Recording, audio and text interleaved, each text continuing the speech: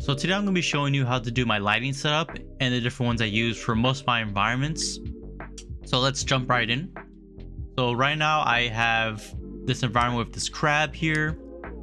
I have some hair on it. I have a claw.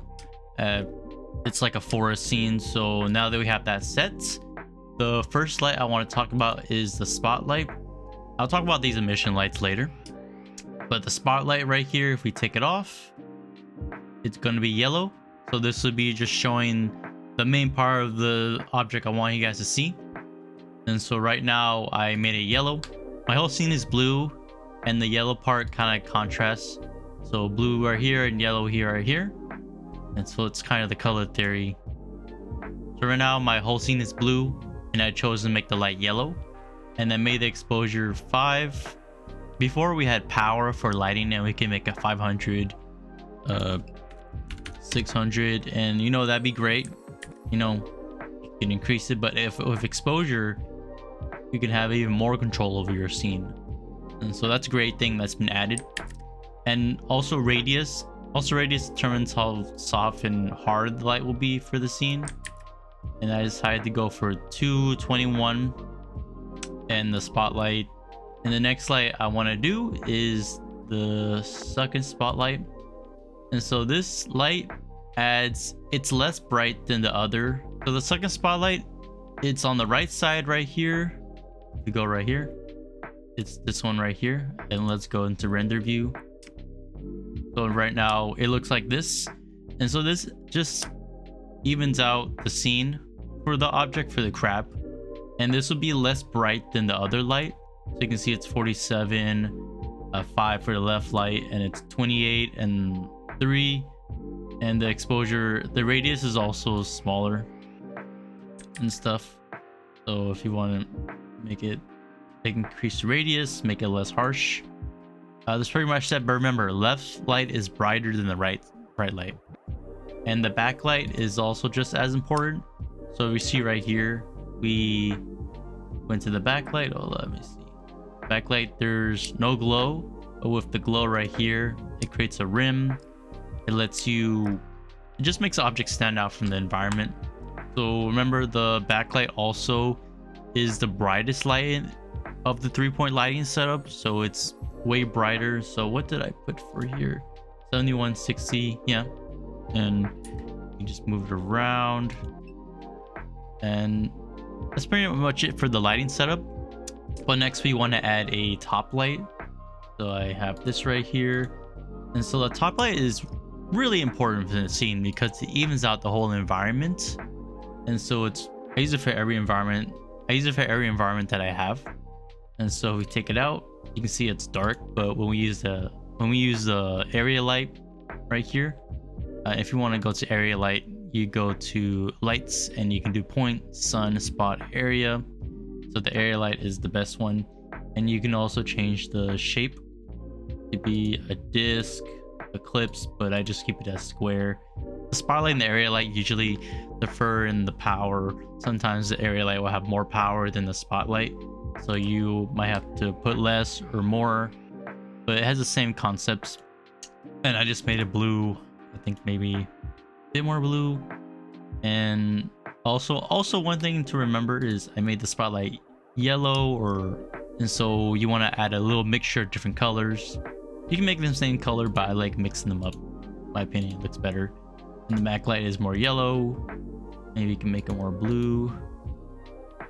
And the top light is more like on the blue side. So right now you have your scene lit up. We're using Emission as a light, so that's another great way to use it. And I added Emission because I wanted the claw and the hermit crab to stand out more because they look a little flat. So I put it to 6 right here, and the particles are the same emission. And so that's another light. And I added some spotlights right here. So the left claw, you can see right here, I added some light right here, and then the right side I added a point light, so they both have it. And so it's an excuse for me to brighten up scene, and you want to add objects that emit light. And so you can just add an excuse like, hey, there's more light here, and it will make sense and won't make it as confusing. And I added a sunlight right here. So the sunlight, it's just meant to just add shadows. So also just make it more bright. Like if you're in space, you would make it more bright. But for here, I just like it here. It creates more of a depth, more of the light I prefer. And for the lighting, that's pretty much it for it. But one thing we want to do is volumetrics. And so that'll create a mist, because in real world settings, you'll have mist, some kind of little bit of dust. So this makes the scene look more realistic, I would say, and more pleasing to the eye. And one other thing I use is HDRI. And the HDRI is just a 360 image surrounding the whole scene. It's more like a circle around the whole environment. And if you go right here, if you want to get the Node Wrangler add-on, go to add-ons, type in node, click Node Wrangler. And so if you click on here, click Control T, it will already have it, but it creates the mapping in a texture node. And because of that, you can rotate the lighting, and the HDRI adds shadows to your scene. I used a lighting from HDRI Haven, and you can get all types of lighting from there. I went and chose this one. I wanted to get HDRI scene to add a lighting to it, like Hollow Knight, but at the same time added a nice even lighting to it. So I decided to choose that, but you can go ahead and choose other ones if you want to do it daytime. And I'll also have this environment for download if you want to check it out and maybe practice some lighting and stuff. I also made an HDRI tutorial on importing lighting from your camera and to set it up in the scene, so check that out as well. But pretty much that's it for the lighting. We have the volumetrics, you have the whole lighting. But one thing we want to do is, because we have emission, we want to make it have more of a glow. So now it looks good, you know, I can end it, but we want to do a little push. So let's just go ahead and render the scene. So now that we have it rendered, this is what we'll have right here. And you can see the emission is more bright. And how I got that to happen is to go to the composite node. And I added a vignette, which is where all these nodes are from. But the way we got it to glow was the glare node. So right now I have the glare node connected. And if I take that off, you know, it's not as glowy. But now that we have the glare node in there, you can have some control. I just leave it at bloom. You can go ahead and try the other stuff like ghost, but that's cool too. We could try that, but I just keep it simple. Fog glow is also nice, but simple star, that one could be nice too. But I'll just keep it at bloom to keep it simple, but you can go ahead and change that. And then right now I just changed the color. I use RGB curve to do all that. But that's pretty much it for the lighting setup.